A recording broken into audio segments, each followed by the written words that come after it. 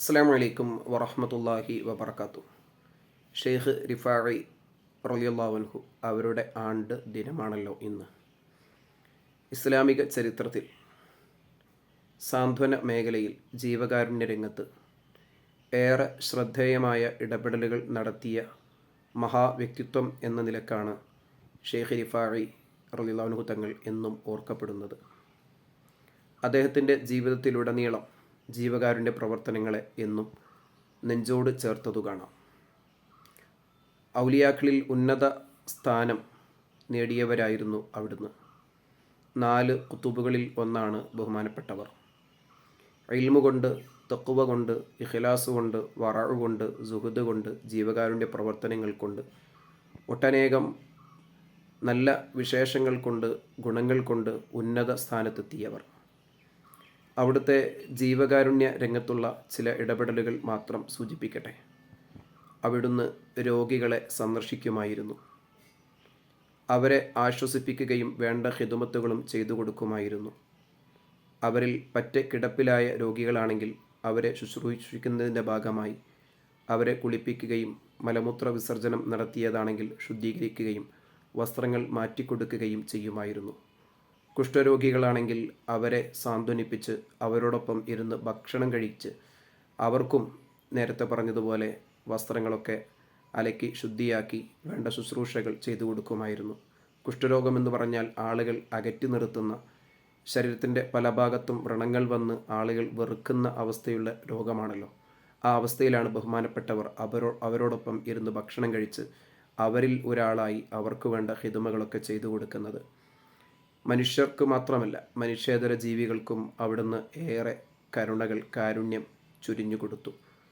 കുഷ്ഠരോഗം ബാധിച്ച നായയെ 40 ദിവസം ആരുമില്ലാത്ത മരുഭൂമിയിൽ കൊണ്ടുപോയി ശുശ്രൂഷിച്ചത് ചരിത്രത്തിൽ ഒളിമങ്ങാതെ നിലകൊള്ളുന്ന കാരുണ്യത്തിൻ്റെ ഉദാത്ത മാതൃകയാണ്. അവിടുന്ന് പൂച്ചയെ ഒരിക്കൽ തൻ്റെ വസ്ത്രത്തിൽ കിടക്കുന്നത് കണ്ടപ്പോൾ നിസ്കാരത്തിന് സമയമായിട്ടുണ്ട്, അതിൻ്റെ ഉറക്കം, പൂച്ചയുടെ ഉറക്കം അറിയാമല്ലോ, ചെറിയൊരു അനക്കമുണ്ടാകുമ്പോഴേക്ക് എഴുന്നേൽക്കുന്ന പ്രകൃതമാണ്.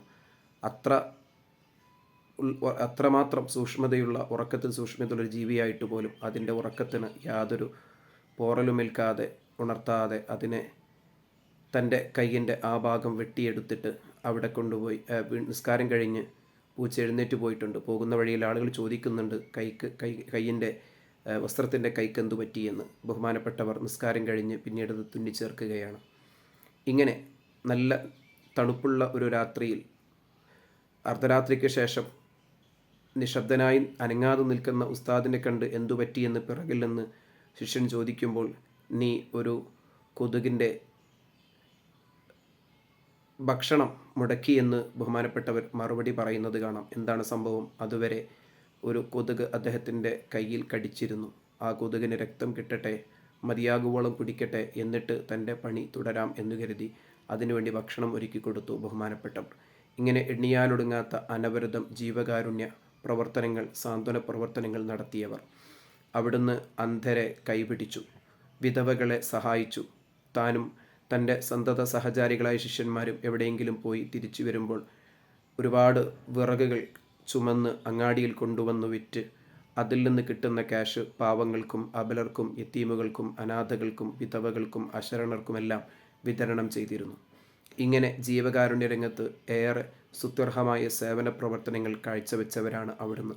അതുകൊണ്ടാണല്ലോ തിരുനബി സ്വല്ലല്ലാഹു അലൈഹി വസല്ലമ തങ്ങളോട് അദമ്യമായ ഇഷ്ക് കൂടെ സമം ചേർന്നപ്പോൾ, ഈ പറഞ്ഞ എല്ലാവിധ ക്വാളിറ്റിയും ഉള്ളതോടൊപ്പം ഇഷ്കും കൂടെ സമം ചേർന്നപ്പോൾ അവിടുത്തേക്ക് തിരുനബി സ്വല്ലല്ലാഹു അലൈഹി വസല്ലമ തങ്ങൾ കൈകൾ നീട്ടിക്കൊടുത്ത് അതിൻ്റെ ഒരു സന്തോഷം അവിടുന്ന് ലഭിച്ചത്. ഇങ്ങനെ വലിയ കറാമത്തുകളുടെ ഉടമയായ, അതോടൊപ്പം തന്നെ തൻ്റെ ജീവിതം സാമൂഹിക പ്രവർത്തനങ്ങൾക്ക്, ജീവകാരുണ്യ രംഗത്ത് എല്ലാ ജീവികൾക്കും ലഭിക്കണം, മനുഷ്യർക്ക് മാത്രമല്ല എല്ലാവർക്കും ലഭിക്കണമെന്ന വിശാലമായ കാഴ്ചപ്പാടിൻ്റെ ഉടമയായിരുന്നു ബഹുമാനപ്പെട്ട ഷെയ്ഖ് റിഫാഇ റളിയല്ലാഹു അൻഹു തങ്ങൾ. അവിടുത്തെ മദദ് കൊണ്ട് അള്ളാഹു നമുക്കും ഇത്തരത്തിൽ ധാരാളം പുണ്യ പ്രവർത്തനങ്ങൾക്ക്, അതോടൊപ്പം തന്നെ അള്ളാഹുവിനെ ഭയപ്പെട്ടുകൊണ്ടുള്ള ജീവിതത്തിനും തൗഫീഖ് നൽകട്ടെ. അസ്സലാമു അലൈക്കും വറഹ്മത്തുള്ളാഹി വബറകാതുഹു.